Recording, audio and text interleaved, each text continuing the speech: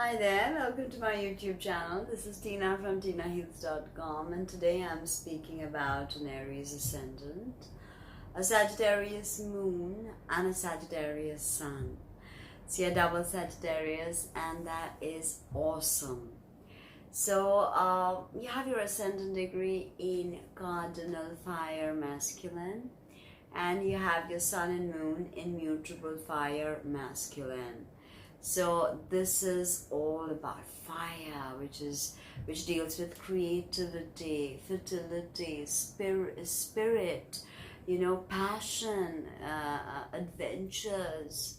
So you're very, very adventurous for sure, because two archetypes are predominantly working through you. One is the archetype of the pioneer and the initiator through Aries, and the other is the philosopher through your Sagittarius Sun Moon conjunction in the 9th house.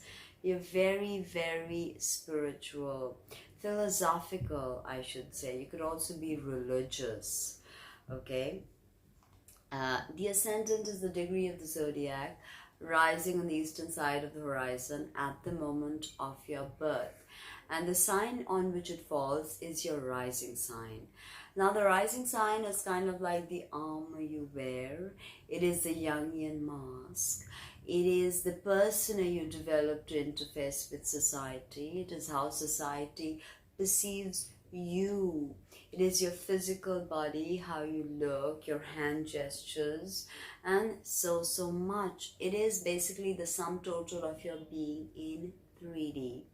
So when you walk into a room with your purposeful Aries stride and those edgy eyes, people can see that you are here to just lay it down, and you will say what you need to, irrespective of who it hurts. You're blunt to a fault. You can be quite the dominant, and you like the chase. If you like someone, you want to chase after them and then conquer them.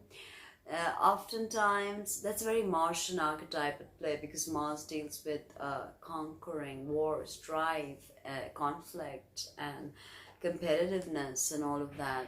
But Mars is action principle, never forget that. So, without a proper balanced Mars, we won't be able to do anything.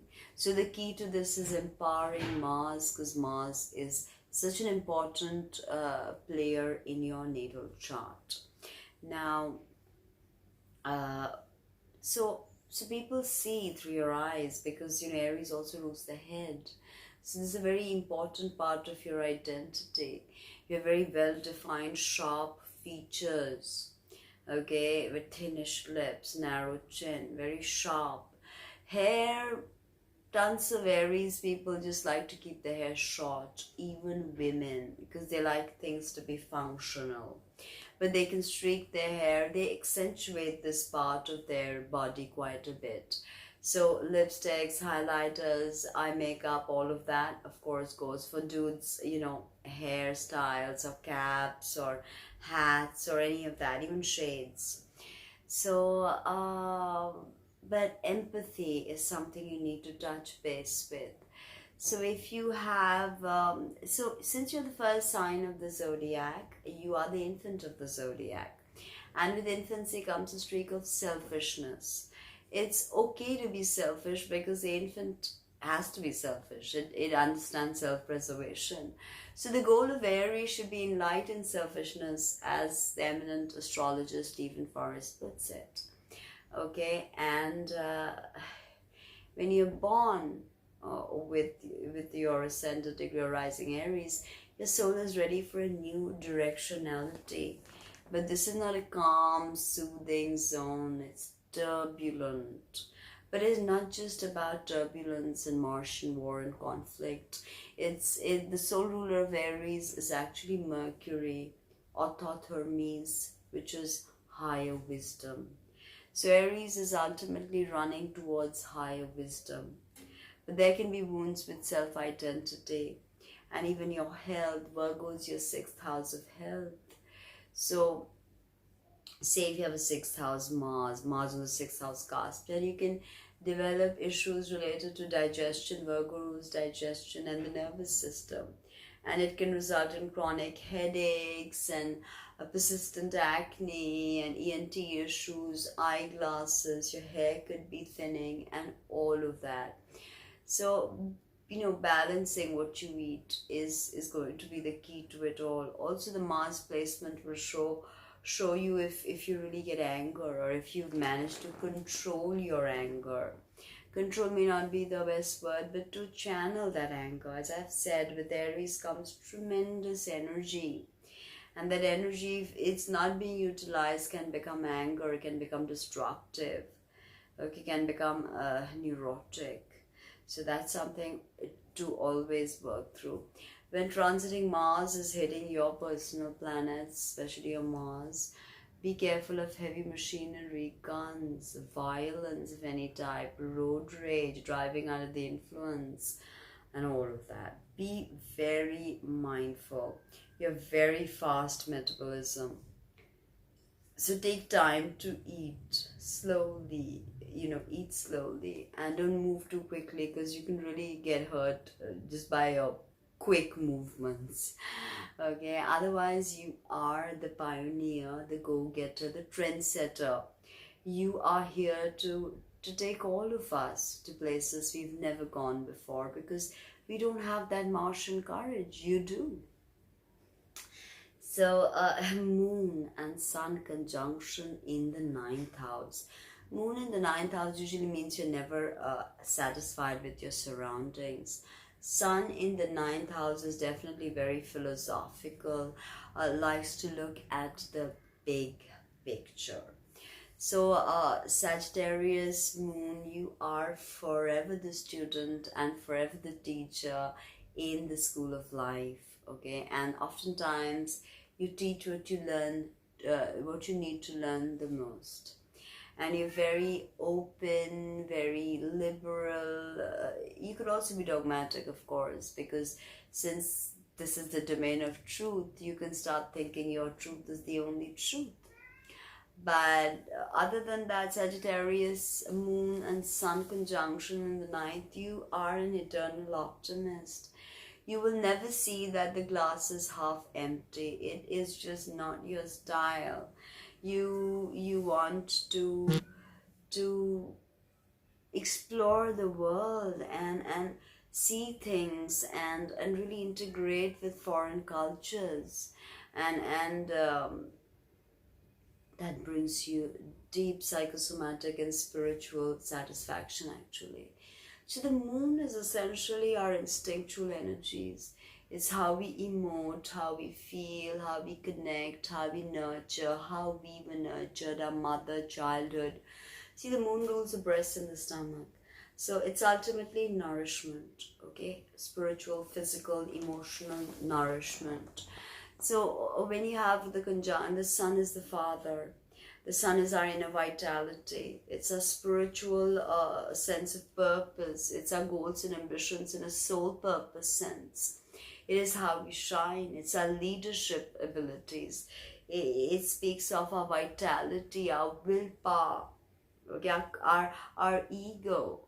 Think if the sun were to just become a gas giant, there'd be no earth. He'd swallow everything up to Mars.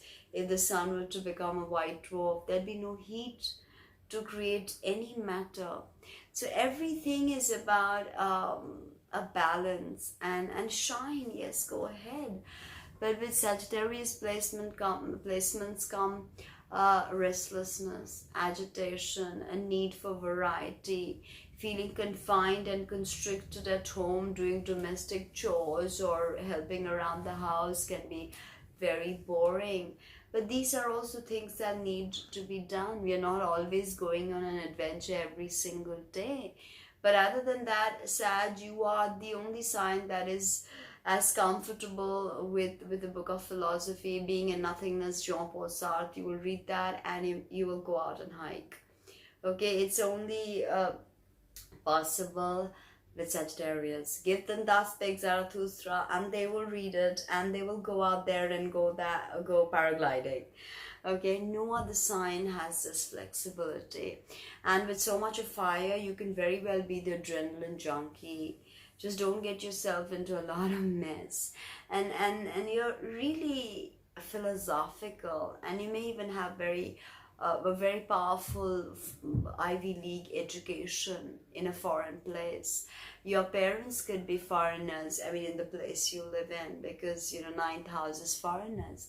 Your husband or wife could be a foreigner as well. In fact, that is the best way for you, because you truly want to experience life with someone who has a completely different mentality than yours.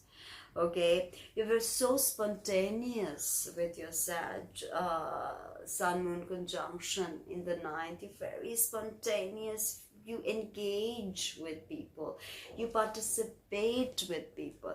You hate drama queens, but you will go that extra mile for someone who's really pushing themselves, for someone who's really trying hard.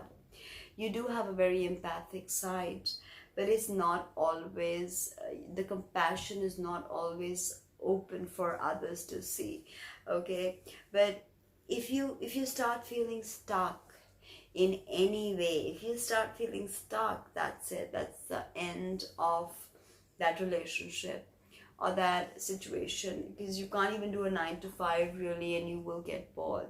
So it's best you do something and teach. And if you can't travel, then make sure you do something that helps you travel. Because when you're born with a Sag 9th house conjunction Sun Moon, you are here to travel. And you have a very close connection to Earth. Earth is your soul ruler. So by experiencing different cultures, experiencing different people, you only ever grow and expand, and Jupiter just expands. Okay, expands everything that it touches. Roam free from place to place. Reminds me of the arrow of Sagittarius. It's where do I go next? What do I do next? So this wanting to be somewhere else or do something else, I mean, this can have you very conflicted. Touch base with your emotions. Keep a balance in your life and eat healthy and give your body plenty of exercise. And with so much water, I would suggest hydrate. And you're perfect to be a coach, a teacher of some sort, even a travel guide with a special twist that you tell stories, maybe, or write some short stories for people you take on tours with. For people who you take on tours with you. So think of something exciting that encompasses other cultures and other facets of the human experience, because that truly enriches you. Leave me a comment, let me know what you think. Like, comment, subscribe, share. I am Tina from TinaX.com.